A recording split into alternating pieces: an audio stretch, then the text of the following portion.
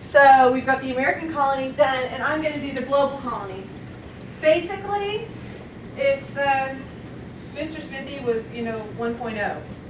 So they tried it one place, and now they've perfected it, and they're going to move around the rest of the places.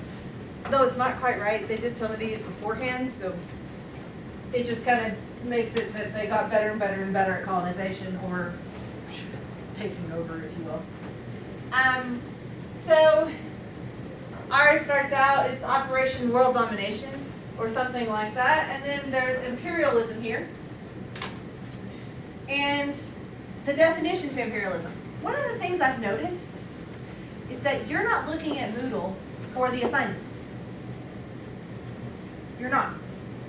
I've already extended the date on one of the assignments called vocabulary because you haven't done it. But it's going to close, and I'm going to give you a quiz. So go do it. Go practice it. Go learn them. If you don't know the words, you don't know what I'm talking about. If you don't know what I'm talking about, then oh my gosh, the lecture is wasted. I don't get it. I don't understand you. You're talking too fast. So I want you to know what it is. So imperialism, here's the word. And then it says it's a policy of extending a country's power and influence through diplomacy or military force. If it doesn't work when I say, hey, you want to join my country? If he says no, then I go, good, I'll shoot you if you don't. Poor guy. Don't worry, somebody else will die during class period too, so it'll be fun. All right, so, what? Okay, you realize that I kill people off all the time. Nor do I think of race or gender. It doesn't matter. If I need you to be a girl, I'll make girls, whatever. It doesn't bother me. I totally don't care. All right, so to go along with my strange sense of humor.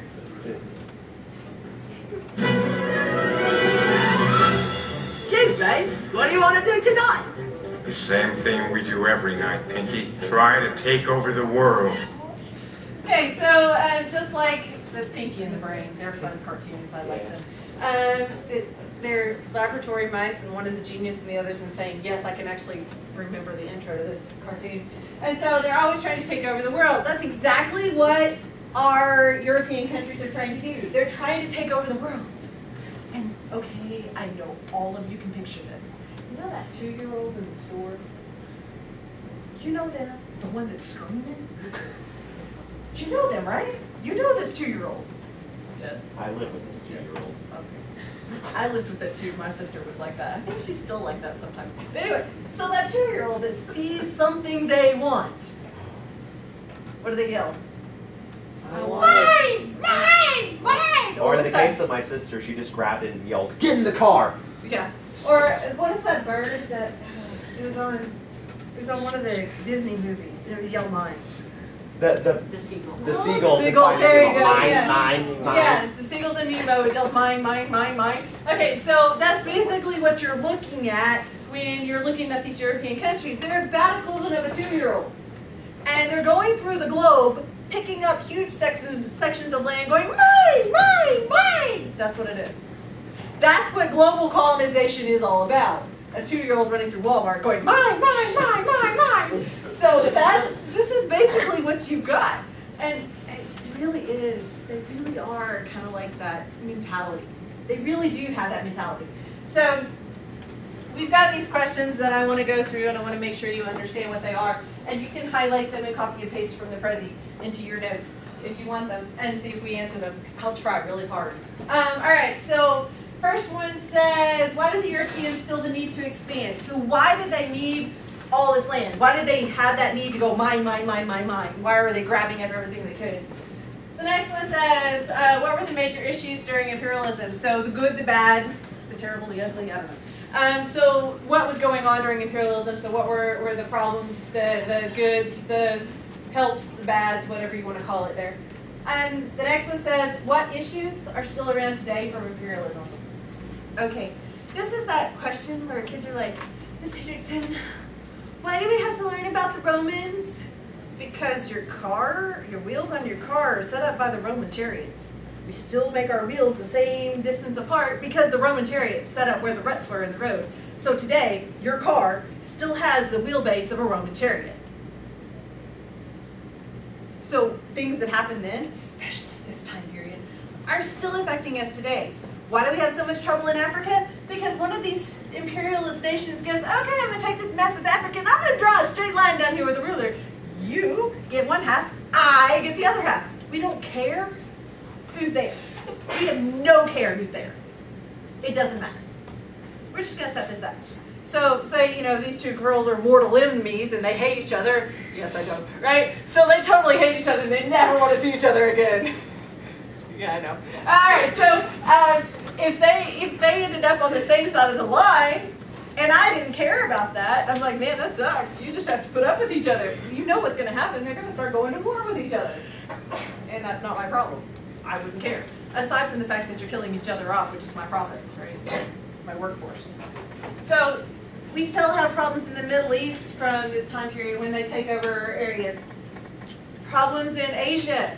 Problems that, even into Latin America.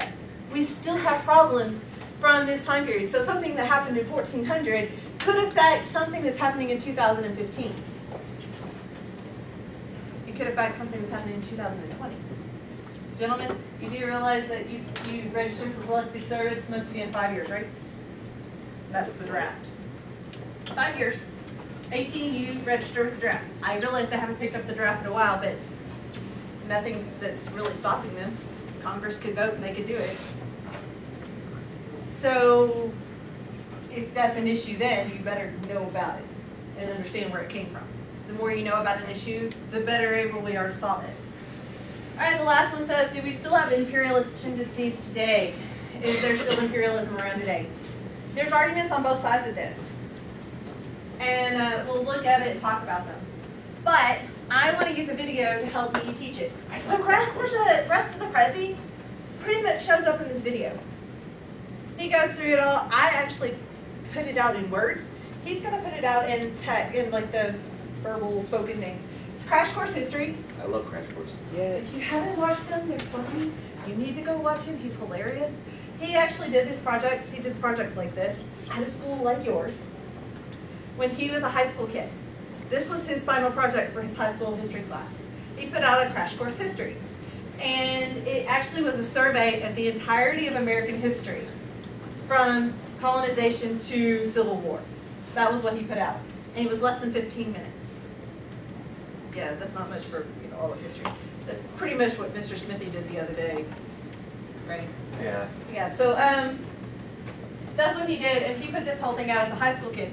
Well, he went off to college, got a degree in history, a master's degree in history, came back and hooked up with his high school English teacher, not that kind of hookup, but got a hold of him and said, it was a boy too, so got a hold of him and said, hey, you know what, I really, really, really want to make these lessons like this. I want to make a Crash Course History.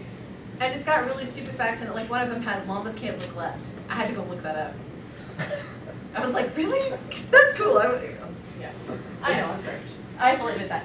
The website here, if you want to know more about this stuff, if you're interested, you care, you like it, that's pretty much one of the major resources that I use to find this stuff. And he is a teacher for AP History, and I don't know, does it say?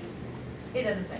He's a AP History teacher, so he teaches advanced placement, and he's got to get his kids across the test for the AP test. And so this is his website. He does a really, really good job of explaining it in not so ginormous words. So I like that part.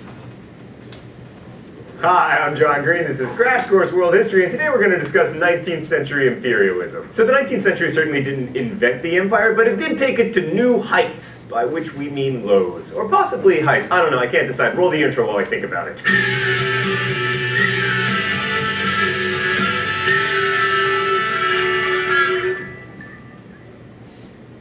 Yeah, I don't know, I'm still undecided. Let's begin with China. When last we checked in, China was a thriving manufacturing power about to be overtaken by Europe, but still heavily involved in world trade, especially as an importer of silver from the Spanish Empire. Europeans had to use silver because they didn't really produce anything else the Chinese wanted, and that state of affairs continued through the 18th century. For example, in 1793, the Macartney mission tried to get better trade conditions with China and was a total failure. Here's the Jianlong Emperor's well-known response to the British. Hitherto, all European nations, including your own country's barbarian Barbarian merchants have carried on their trade with our celestial empire at Canton. Such has been the procedure for many years, although our celestial empire possesses all things in prolific abundance and lacks no product within its own borders. But then, Europeans, especially the British, found something that the Chinese would buy. Opium. By the 1830s, British free trade policy unleashed a flood of opium in China, which threatened China's favorable balance of trade. It also created a lot of drug addicts. And then in 1839, the Chinese responded to what they saw as these unfair trade practices with a stern letter that they never actually sent. Commissioner Lin Jie-shu drafted a response that contained a memorable threat to cut off trade in rhubarb, silk, and tea, all valuable products of ours without which foreigners could not live. But even... Okay, so really quickly what he said, really fast, was that, oh, did you notice the red flowers? Yeah. You know those were? You know what flowers they were? Opium. Well, they're what we make opium from. Do you know what flowers they were? Poppies, that's what he said. Poppies is the flower that they were in. Poppy seeds, you know those. You take those and you mash them up, do something else to them. There's lots of chemicals with them. I don't know what it is. Hi.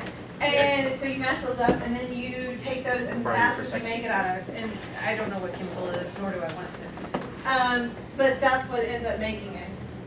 All right, so what he said was this. China and England are in a trade, right? So I'm England, you're China. Sorry. All right, so here's what happens is I come to her and go, hey, you want this? And she goes, no, I got that, I don't need it. You want this? No, I got that, I don't need it. I, however, am like, I'm dying for a cup of tea. Tea, please, please, please. I'm not really sure what they use the rhubarb for. The only thing I've had it in is strawberry rhubarb pie, and I picked out all the rhubarb and ate the strawberries. I'm not sure what you use rhubarb for, but evidently the British were really into rhubarb. Is rhubarb poisonous? No, you eat it. No, part of the place. I don't know much about rhubarb, other than it comes in strawberry rhubarb pie. And then the other thing was silk. Okay, the really important thing to learn about silk, and remember, this is important because it comes back up over and over and over in world history, is that silkworm, right? The silk comes out of the back end of a worm, like a spider web. And so you have this little bitty silkworm, they're about this big, right? About that big. So the silk shirt that you wear is made by a worm that big. And it's gonna make this cocoon, right? And well, in China, they figured out how to untangle that cocoon. So they're taking this line of silk and untangling it like a giant puzzle. And so they're stretching it all out, so it's really, really long. One cocoon, like they told us in China, that one cocoon will stretch all the way to the moon and back. Is how much silk comes out of the rear end of that worm. Thought that was pretty impressive. So they'll untangle it to make thread, and then of course they can dye that material, and it's really, really, really strong and weather resistant and nice that way. And so silk was really important in England, right? You ever heard the saying, if mama ain't happy, ain't nobody happy? Yeah? Okay, well that's what it was. They were really scared to go back to their wives and go, I'm sorry, honey, I couldn't get the silk that you wanted. They're about to have a revolution of off with their head kind of thing. So they really, really wanted to make sure that the ladies were outfitted prettily. And silk fetched a huge price in Europe. And so they really wanted to make sure that they had that on the return trip. So the big three products that they had were tea, silk, and rhubarb. Still don't know about the rhubarb, but they had it. And so what China says is, I don't really want what you've got to trade with me, England, so I want your money. So you only want gold and silver, and I want tea, rhubarb, and silk. England's not liking this trade agreement because guess what? I'm having to hand over a whole lot of money. I'd rather not hand over cash. Right? If I could trade, my peanut butter sandwich for your chips, then I'd much rather do that. I don't have to pay her $1 for her chips. So they come up with an alternative plan. They knew what opium was. They knew what it did. It'd been around in Europe for a while. They understood it. I'm still trying to figure out what genius came up with this, or horrible person, I don't know which one to call it. Because becoming a major drug dealer, seriously, and hooking an entire population so that I can get cheaper tea, cannot be good. But that's what they did. So I bring her a whole bunch of drugs and go, hey, here's how you use it. And then, of course, I want her to make a trade agreement with me. I've just gotten her high, and I want her to make a trade agreement with me. You're probably not going to make a great deal, are you? So I'm thinking, yay, go me. And she's like, huh? I love you, sorry, I'm just kidding. Whoever's around. All right, so it's just one of those things that it's just not a good business deal for the Chinese. And it's going to get really, really, really bad. And so the Chinese are like, bad England. You ever been really, really mad? And you're like, I'm really mad. Like you want to throw things bad? Or if you're me, you want to cry? Because when I get really mad, I cry. Right? Just, sorry, that's what happens. So I'm really mad. And you want to write to whoever email, like it makes you mad, they send you an email, it makes you really mad, you want to send an email back. It's hateful, and you know you shouldn't send, but you want to. So do you ever write it out? Don't send it, just write it out. Have you ever done this? Yeah? Okay, listen to me. Don't send it, but write it out. Don't send it. Delete it as soon as you finish it. Do you know why you write it? Makes you feel better. Take that! Take that, nobody. Yeah, you take that, but it makes you feel better. Like, see, vindicated. You didn't really do anything. And that's exactly what China did. They let this really stern letter, and then they didn't send it. Because guess what? It's not going to help the situation anyway. People are already hooked on the drugs. It's not going to help. Bad England. Don't do that anymore. Man, it sucks to be you is what England's saying? I don't know. So it's kind of one of those things that you're looking at it going, yeah, China should send that letter, but it's not going to do any good. So here's what China does.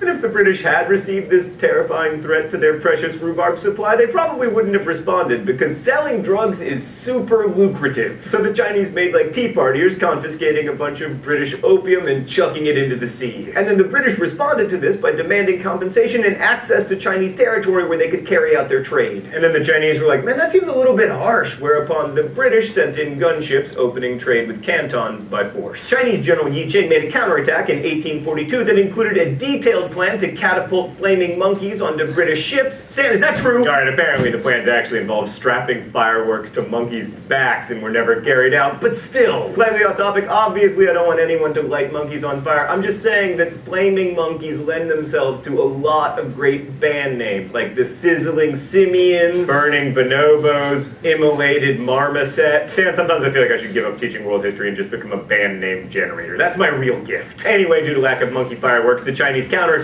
were unsuccessful, and they eventually signed the Treaty of Nanjing, which stated that Britain got Hong Kong and 5 other treaty ports, as well as the equivalent of $2 billion in cash. Also, the Chinese basically gave up all sovereignty to European spheres of influence, wherein Europeans were subject to their laws, not Chinese laws. In exchange for all of this, China got a hot slice of nothing. You might think... Okay, so what he really said there that you need to know for sure was that China, when they're like, bad England, so England is like, man, it sucks to be you. Their response was to throw a bunch of opium into the ocean. I wonder what the fish thought of that. So they throw all this into the ocean, and then they go walking out and think that, I guess, I don't know what they thought. Did they think that England's going to go, oh, bad China, don't do that again? No! China, they're like, oh, they're coming in, they go, man, you're paying for that. We spent a lot of money making it, you're paying for that. Well, yeah, they are. So I guess it's kind of like the Tea Party. Did you know they still send America a bill for the Tea Party? The British still send us a bill for the Tea Party every year. Did you know that? The House of Lords and Commons votes and send us a bill for the Tea Party every year, and then our Congress actually votes and says they won't pay it and sends it back. Really? Do you not know that? That's See, there's a bit of American history for you. It's kind of bizarre. The stupid facts, right? The stupid facts are what I remember. All right, so here's what's going on with this. China is going to say, no, they're not paying for this, that they dumped in the ocean. And England's going to go, yeah, you are. And so China says, make us. Oh, them's fighting words. Except China really didn't have the fight in them to fight England. So there's reports that say 4, but there's also reports that say 6. So Britain sent 6 big ships. Even if it's 6, it's still pretty sad. And so they sent 6 big ships. They have 12 cannons each, 3 on the top. Like they have set here and 3 on the bottom, set there, on either side. So that the ship doesn't roll over, right? You gotta have even number of cannons on each side. And so they send these ships, and they're really slow. I mean really slow. And the Chinese ships are really fast, but they're little. Okay, so now, what should have happened was, okay, so hindsight's 20/20, right? I can see the past and look at it and go, man, they should have done this. I'm not the general there. But they should have, like, split the ships up, and then, maybe they could have whacked off some of the British ship. But they didn't. The general thought, okay, the Chinese general, to take on this big, huge fleet of ships that's come 6, that we need to stay together because they don't have cannons on the Chinese ships. No cannons. Yeah. We're gonna take you out by a sword! Okay, we're in trouble. Sword, cannonball, I don't know. And so what happened was these 6 ships basically said, fire! And yeah, pretty much decimated the fleet. Yeah, it was really sad. The entire battle was over within an hour. It wasn't a battle, it was a massacre. So, it was not a big deal. Of course, the British call it the Great Glorious Battle, we beat them up. China's like, you're a bully. So, it was really bad. And when you're looking at this, then they come back and they tell China, sorry China, they tell China, you are going to pay for all this. Wait. We lost our entire Navy fleet. And we got to pay for your stuff? This is so not cool. But that's exactly what happened. Because it was, you're going to do this or we're going to bring our fleet back with all of our soldiers and we're going to march them into your city. And guess what? You're still going to do what we say. It's do what we say or we shoot you kind of thing. It's that again. That's pretty much how we deal with all of these different groups. It's do what we say or we shoot you. And for China, it really sucks. Because they have to not only pay for the opium that got dropped into the ocean, but now they have to pay for that entire 6 ships. They have to pay basically the cost of building 6 ships, which was expensive. And so they have to pay for all of that. Today it would have been about $2 million. I don't remember what it was back then, but equivalent to dollars, $2 million.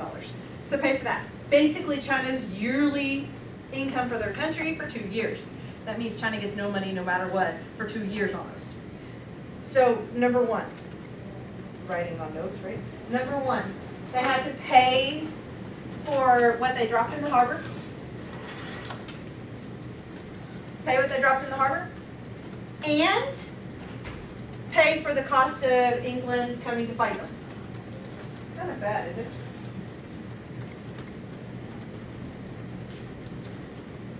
So I pay for what they dropped in the harbor and what then the cost of England coming to beat them up. Number 2. Ready?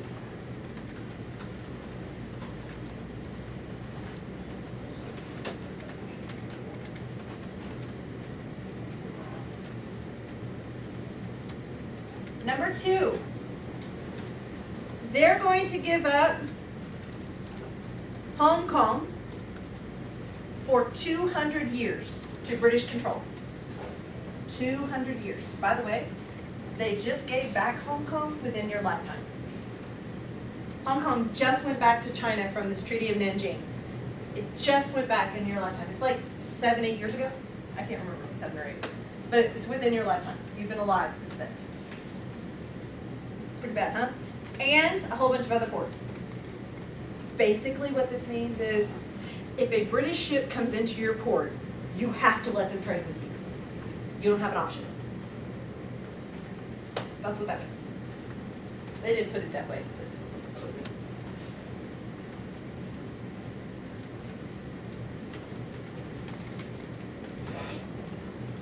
All right, number 3, you ready? The third one. China gave up control of European spheres of influence. So what does that mean? I'm going to give you some examples and you type out what you need for it, okay? All right, so if I'm a British citizen and she's a Chinese citizen. I am only under British law. Chinese law doesn't matter to me. So if Chinese law says that I can't kill a Chinese citizen, but I'm not under that, and I kill a Chinese citizen, British law doesn't care if I do, nothing happens to me. Does that make sense? So if I don't know, steal all of her stuff and I go, well, it was mine originally, who are they going to believe?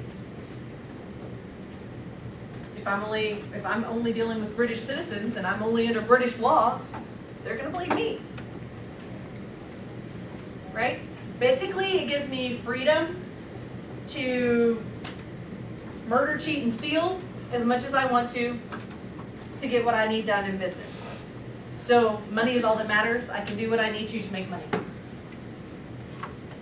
I know that sounds awful, but that's what it is.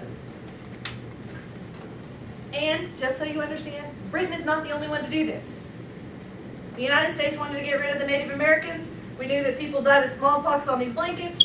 We hand these blankets to the Indians, knowing that it's going to give them smallpox, and we didn't really care. Biological warfare, right? Australia, as a country, used to have, I wouldn't say hunting parties, but that's basically what they were. They would hire people that were good shots to come and hunt, kill the Aborigines. That's the native population of Australia. The movie Quigley Down Under does that. I don't know what that movie's rated, but that's what that movie is about. There are all kinds of examples throughout history of people being not so nice to each other. So that's basically what this was about. Okay? The result of this war would be a shift in the balance of trade in Britain's favor, but that wasn't immediately the case. In fact, the British were importing so much tea from China that the trade deficit actually rose more than $30 billion. But eventually, after another war and one of the most destructive civil rebellions in Chinese and possibly world history, the Taiping Rebellion, the situation was reversed and Europeans, especially the British, became the dominant economic power in China. Okay, so when we think about 19th century imperialism, we usually think about the way that Europe turned Africa from this into this. The so-called scramble for Africa. Speaking of scrambles and the European colonization of Africa, you know what they say, sometimes to make an omelet you gotta break a few eggs. And then sometimes you break a lot of eggs and you don't get an omelet. Europeans had been involved in Africa since the 16th century when the Portuguese used their cannons to take control of cities on coast to set up their trading post empire. But in the second half of the 19th century, Europe suddenly and spectacularly succeeded at colonizing basically all of Africa. Why? Well, the biggest reason that Europeans were able to extend their grasp over so much of the world was the same reason they wanted to do so in the first place: industrialization. Nationalism played its part, of course. European states saw it as a real bonus to be able to say that they had colonies. Okay, so he just gave you two reasons for colonization for Europeans. He just gave them to you. Industrialization, what is that? What does that word mean? Factories, industry. Back center of the word there, industry, industrialization. Okay, and the other one was nationalism. What's that? Only having one nationality. Say that again? Having only one nationality. Sort of, you're headed in the right direction. What is it? Basically being patriotic and wanting to expand. Okay, it's being proud of who you are and where you are. So being proud of your country, that's nationalism. So you have industrialization and you have nationalism. Those are the two things that are causing these people to move out and expand and spread and take over and yell mine, mine, mine, right? That's what's happening. Now, here's a funny thing. Africa was a great place for us to go, industrialization. Okay, so if I'm in an industrial company and I want to make things, I need some things to make my company run. What do I need? What do I need? If I'm going to make stuff, what do I need? I need a place to do it, so I get to do that. I need workers, I need people. England's going to give me a place to do it. Resources. So I need natural resources or raw materials. So I have people and raw materials. What else do I need? Money or gold. Those are the three things you need to start a company. Today you still need the same three things. So it doesn't matter how old it is. Today you still need the same three things. You might write those down. Write them down. Okay, so if you're doing that, Africa's great. Tons of natural resources. Oh my God, so many natural resources. I can just go in and take it. Who's gonna stop me? They got gold, silver. I can go dig it up. Who's gonna stop me? Guess what? The African populations that are there, they don't count. Guess why? They're gonna be my slaves. Yay! I can take over Africa. Think about it. If you're those countries going, yes, score. All in one place. I just go in, sweep over, take it all up, put it on my ship, and take it home. That's exactly what they did. I mean, think about it. That's what's happening. And then, then we're going to be proud we did it. Look at us. We're so good. We're great. I mean, and not to say that they shouldn't be proud of who they were. We're proud of who we are. Even the bad in our history we're proud of. Or at least we should be, at least own up to it, right? So I like the little thing that he's going to show you next. So pay attention to it because it's kind of interesting. It shows you how proud they truly were. So much so that a children's rhyme in an ABC for baby patriots went, "C is for colonies, rightly we boast, that of all the great countries, Great Britain has the most." But it was mostly, not to get all Marxist on you or anything, about controlling the means of production. Europeans wanted colonies to secure sources of raw materials, especially cotton, copper, iron, and rubber, that were used to fuel their growing industrial economies. And in addition to providing the motive for imperialism, European industrialization also provided the means. Europeans didn't fail to take over territory in Africa until the late 19th century because they didn't want to. They failed because they couldn't. This was mostly due to disease. Unlike in the Americas, Africans weren't devastated by diseases like smallpox because they'd had smallpox for centuries and... Okay, so what's going to happen in Africa is the disease thing that they take to America works in reverse. So instead of killing off the native populations of Africa, who does it kill off?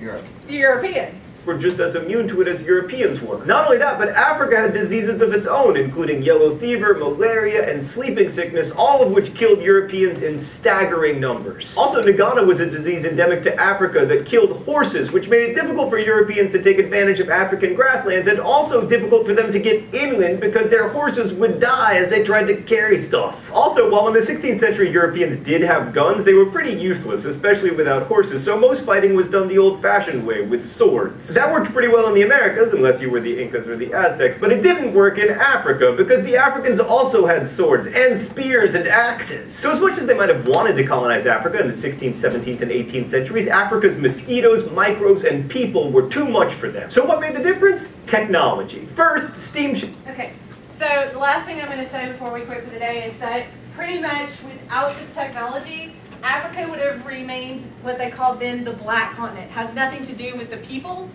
but has everything to do with, we have no idea what's in it. Right? We have no idea what's in there. Today, do you know what we call Africa? What? The dark continent. Do you know why? Nothing to do with the people again. Lack of electricity. Look at a map sometime of Africa at night. You can see the Nile River as a golden ribbon. You can see major cities there, but the rest of it is dark because there's not enough electricity. So look at it sometime, look that up sometime for yourself and see what it looks like. But we're going to talk about Africa tomorrow, so we'll watch the rest of the video and go through the rest of the stuff tomorrow.